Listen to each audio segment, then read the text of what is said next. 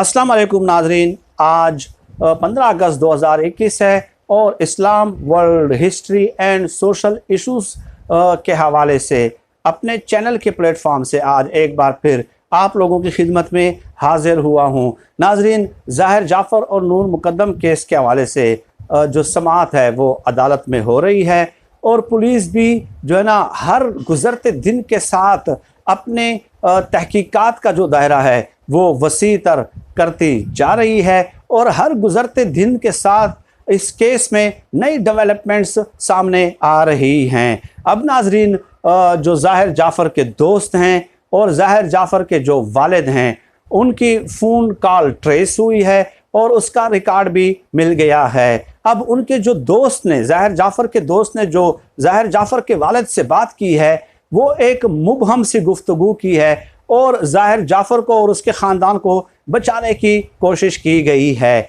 अब वो कैसे, ज़ाहिर जाफ़र का जो वालिद है वो उनके दोस्त को कॉल करता है और उनसे कहता है कि ज़ाहिर जाफ़र ने मुझे कुछ बताया है, कोई इस तरह कत्ल उनसे हुआ है। तो उनके दोस्त कहते हैं कि जी हाँ, वो कोई डकैती के गर्ज से कुछ आए थे लोग, तो ज़ाहिर जाफ़र के हाथों वो मारे गए हैं। गोया ज़ाहिर जाफ़र के दोस्त ने ये प्रिटेंड करने की कोशिश की है, ये ज़ाहिर करने की कोशिश की है कि जैसे नूर मुक़द्दम जो है वो डकैती के गर्ज से वहाँ पे आई थी। हालांकि 40 घंटे की जो CCTV फुटेज है उसने तमाम हक़ाइक़ जो है वो वाज़े कर दिए हैं। तो इसके अलावा ज़ाहिर जाफ़र के दोस्त ने ये भी ज़ाहिर करने की कोशिश की है कि जैसे उनके वालिद को नूर मुक़द्दम का नहीं बताया गया बल्कि जो है ना किसी डकैती के बारे में बताया गया हो, तो इसलिए जो है ना उसके वालिद ने इस इशू को इतना सीरियस नहीं लिया। हालांकि इससे पहले जो पुलिस ने तहकीकात की है उसके मुताबिक कत्ल करने के बाद 20 मिनट अपने वालिद के साथ ज़ाहिर जाफ़र ने बात की और 23 मिनट जो है वो अपनी वालदा के साथ बात की और वो तमाम तर तफसीलात भी पेश की जा चुकी हैं कि कैसे उसने, ज़ाहिर जाफ़र ने नूर मुक़द्दम के बारे में जो है ना बताया है अपने वालिदैन को और वो भी उनके साथ शरीक थे इस पूरी कार्रवाई में, इस पूरी साजिश में इनके साथ शरीक थे ज़ाहिर जाफ़र के साथ। ये तफसीलात अलग किसी और वीडियो में डिस्कस कर लेंगे। अब इसके अलावा नाजरीन, एक और बात यह है कि जो माली हैं वहाँ के, जो उस बंगले में काम करते थे, ज़ाहिर जाफ़र के बंगले में घर पे काम करते थे जहाँ पे इस वहशत और बर्बरियत का मुजाहरा किया गया है, तो उसमें वो कहते हैं कि मैंने जो है ना छलांग लगाते हुए देखा जो है ना नूर मुक़द्दम को। उसके बाद उन्होंने जो सिक्योरिटी गार्ड है इफ्तिखार, उसके केबिन में घुसने की कोशिश की। ज़ाहिर जाफ़र आए, उन्हें हाथ से पकड़ा और अंदर ले गए और उसके बाद वो माली कहते हैं कि जी मैं जो है ना वहाँ से फ़रार हो गया था, मैं वहाँ से चला गया था। पुलिस मज़ीद गिरफ्तारियाँ कर रही हैं। 5 गिरफ्तारियाँ आज सुबह भी हुई हैं, 5 गिरफ्तारियाँ। ठीक है, डॉक्टर ताहिर हैं, कोई फिजियोथेरापी सेंटर के मालिक हैं, उन समेत 5 लोगों को मज़ीद गिरफ़्तार किया गया है कि उन्होंने शवाहिद छुपाए थे।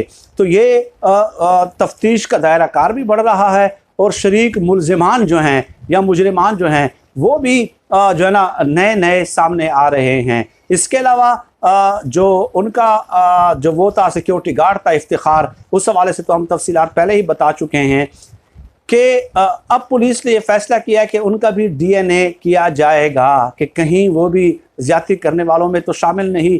3 मुलाजिमीन का DNA किया जाएगा, 3 मज़ीद मुलाजिमीन का। तो ये एक नई डेवलपमेंट है कि पुलिस को शक हो रहा है कि ज़ाहिर जाफ़र तो है ही, लेकिन उसके साथ ये इनका गठजोड़ किस हद तक था। ठीक है, क्योंकि सिक्योरिटी गार्ड इफ्तिखार का जो किरदार था वो तो पहले दिन से जो CCTV फुटेज है 40 घंटों की, उसमें तो बहुत ज़्यादा मशकूक रहा है। अब ये चीज़ें जो है ना एक नया रुख इख्तियार कर रही हैं और केस में मज़ीद डेवलपमेंट्स हो रही हैं। तो 16 अगस्त को पेशी है अदालत में।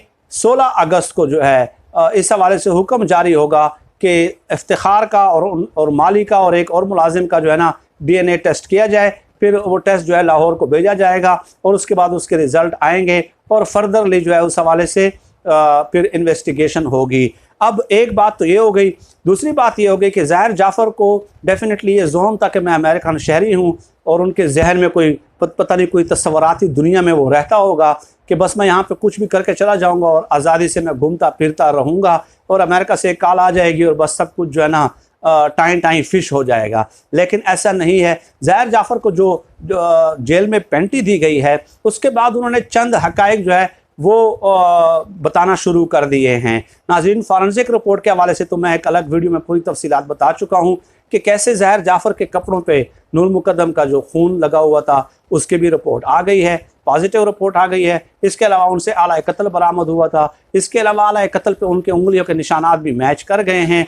ये सब कुछ जब सामने आ गया तो ज़ाहिर जाफ़र ने भी थोड़ा बहुत जो है ना सच उगलना शुरू कर दिया अपनी ज़बान से। पहले तो वो ये कहता रहा कि मुझे उर्दू नहीं आती, लेकिन पाकिस्तानी पुलिस के हत्थों अगर वो चढ़ जाए तो यकीनन उनको अब उर्दू जो है पूरी फरावानी के साथ आती होगी।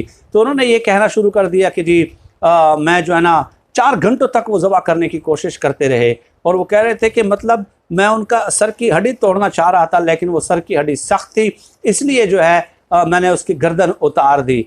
तो ये इस कदर वहशत और बर्बरियत का वो मुजाहरा करते रहे।